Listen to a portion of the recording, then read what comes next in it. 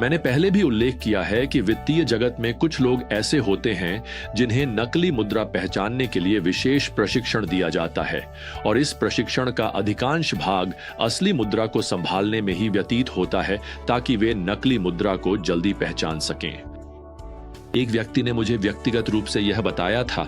इस प्रशिक्षण में एक सत्र ऐसा भी था जब कमरे की सारी बत्तियां बुझा दी गईं और प्रशिक्षुओं को पूरी तरह अंधेरे में पैसे संभालने को दिए गए ताकि वे नकली मुद्रा को पहचानना सीख सकें, सिर्फ उसकी बनावट से ही। ठीक वैसे ही नकली शिक्षकों को पहचानना और उनसे बचना प्रेरित यूहन्ना के पहले पत्र में एक प्रमुख चिंता का विषय है।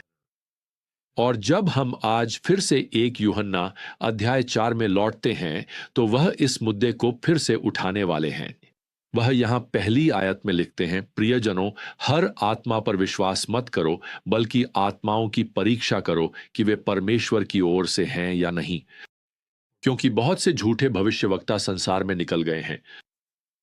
अब यहां परीक्षा शब्द का उपयोग यूहन्ना के समय में प्रायः मुद्रा सिक्कों की असलियत की जांच के लिए किया जाता था। स्पष्ट रूप से पहली सदी में नकली मुद्रा थी और शायद हर सदी में भी रही है। निश्चित रूप से हर पीढ़ी में नकली शिक्षक भी होते हैं। जब आप स्कूल में थे तो आपने अपने शिक्षकों की बात सुनी और फिर उन्होंने आपको परीक्षा दी, है ना? तो यूहन्ना यहां कहते हैं, ओह नहीं नहीं नहीं, ऐसा मत करो। आप पहले शिक्षक की परीक्षा लो और फिर उनकी बात सुनो। अपने शिक्षक को परखो। असल में यूहन्ना हमें यहां दूसरे पद में उनसे पूछने के लिए परीक्षा का सवाल भी देते हैं। इसी से तुम परमेश्वर की आत्मा को पहचान सकते हो। हर आत्मा जो यह स्वीकार करती है कि यीशु मसीह शरीर में आया है, वह परमेश्वर की ओर से है।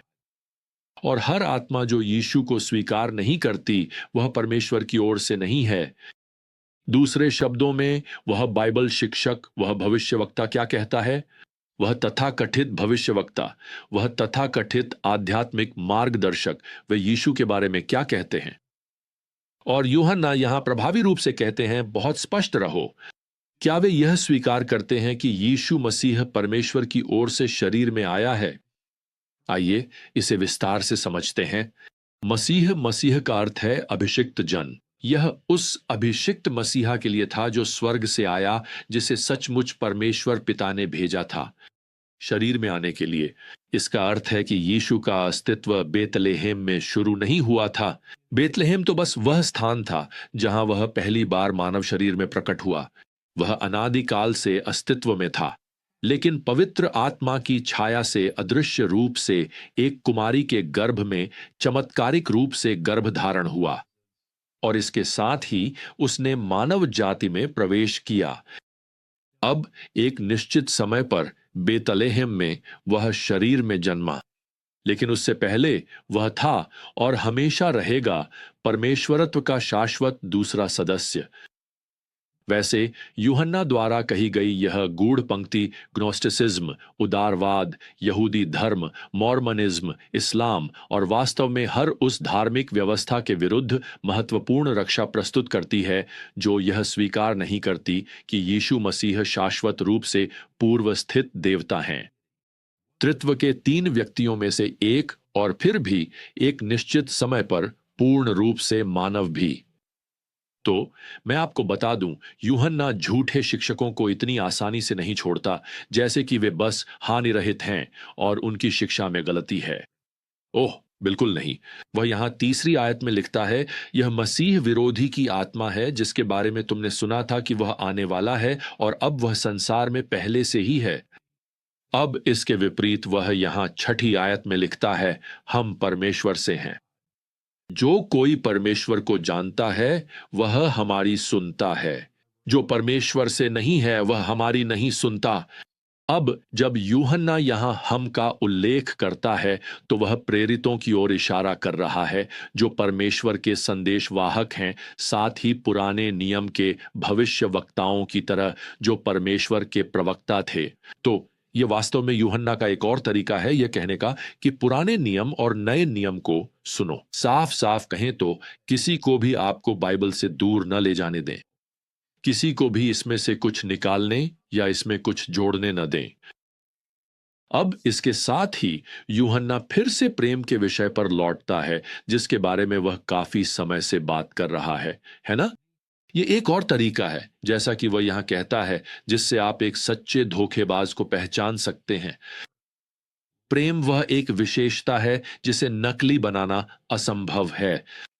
अब यह यूहन्ना का विषय है जो अध्याय 4 के बाकी हिस्से में चलता है, और इन पदों में यूहन्ना हमें सच्चे प्रेम के बारे में 4 बातें बताएगा। सबसे पहले यह है, प्रेम वही है जो परमेश्वर हैं। पद 7 और 8 में यूहन्ना यह लिखता है, प्रियजनों, हम एक दूसरे से प्रेम करें, क्योंकि प्रेम परमेश्वर से है, और जो कोई प्रेम करता है वह परमेश्वर से जन्मा है और परमेश्वर को जानता है। जो कोई प्रेम नहीं करता वह परमेश्वर को नहीं जानता, क्योंकि परमेश्वर प्रेम है। दूसरे शब्दों में, जो भी मसीह में विश्वास के द्वारा नया जन्म पाया है, उसे परमेश्वर के स्वभाव को प्रतिबिंबित करने की क्षमता दी गई है, जो प्रेम है। अब हमारी समस्या का एक हिस्सा यह है कि हम प्रेम शब्द का उपयोग जीवन की बहुत सी चीजों के लिए करते हैं। हम कहते हैं कि हमें पास्ता या फुटबॉल से प्रेम है। हम प्रेम शब्द का उपयोग अपने पालतू जानवरों और अपने जीवन साथी के लिए करते हैं। आशा है कि यह क्रम उल्टा ना हो। खैर, इस तरह के प्रेम का केंद्र अक्सर यह होता है कि हमारे प्रेम की वस्तुएं हमें कैसा महसूस कराती हैं, वे हमारे लिए क्या करती हैं।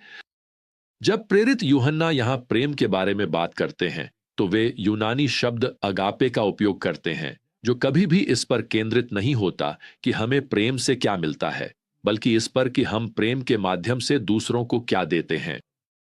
बाइबल में अगापे शब्द का उपयोग उन लोगों से प्रेम करने के लिए किया गया है जो प्रेम के योग्य नहीं हैं, अप्रिय लोगों से प्रेम करना। अगापे एक ऐसा आत्मत्यागी निर्णय है। यह किसी अन्य व्यक्ति की सर्वोच्च भलाई के लिए की गई प्रतिबद्धता है। भावनाएं, स्नेह और अनुकूलताएं अगापे प्रेम को निर्धारित नहीं करती। भावनाएं, स्नेह और अनुकूलताएं अगापे प्रेम से ही बनती हैं। अब यूहन्ना यहां 8वीं आयत में लिखते हैं कि परमेश्वर स्वयं अगापे हैं।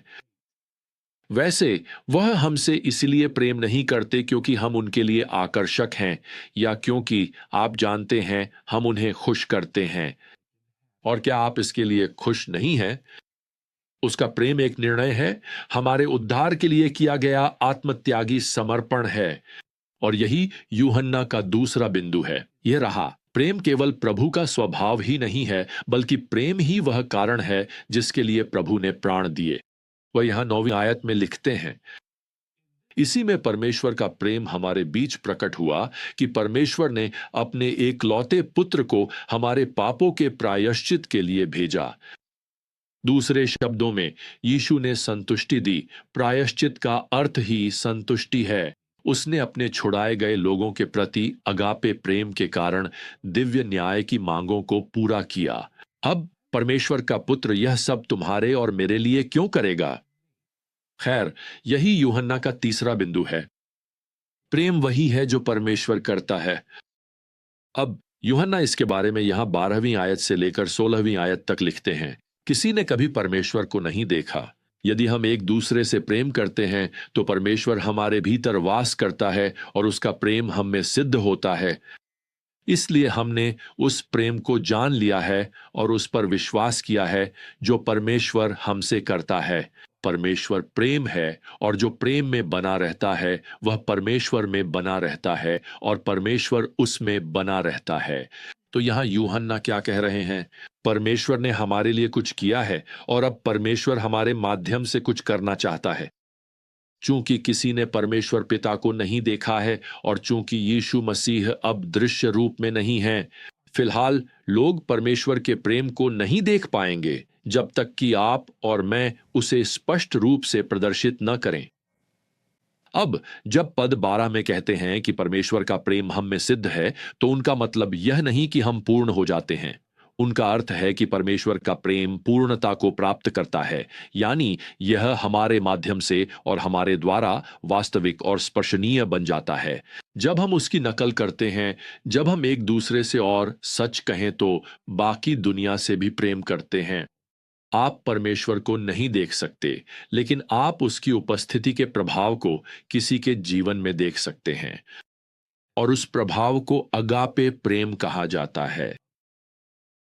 अंत में एक और बात कहनी है। प्रेम वही है जिसकी परमेश्वर अपेक्षा करता है।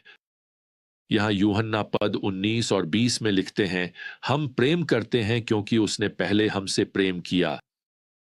यदि कोई कहता है मैं परमेश्वर से प्रेम करता हूं और अपने भाई से बैर रखता है, तो वह झूठा है, क्योंकि जो अपने देखे हुए भाई से प्रेम नहीं करता वह उस परमेश्वर से प्रेम नहीं कर सकता जिसे उसने नहीं देखा। खैर, परमेश्वर ने हमारे लिए प्रेम का एक आदर्श स्थापित किया है, अगापे। अब मसीह के रूप में हम पर निर्भर है कि हम एक दूसरे से प्रेम करने में उस आदर्श की नकल करें। यह कोई सुझाव नहीं है कि हमें यह करना चाहिए, यह एक आज्ञा है जिसका पालन करना है, क्योंकि परमेश्वर ने ऐसा कहा है। लेकिन इसे समझो, यही वह तरीका है जिससे आज की दुनिया जान सकती है कि हम असली हैं, कि हम सच्चे मसीही हैं।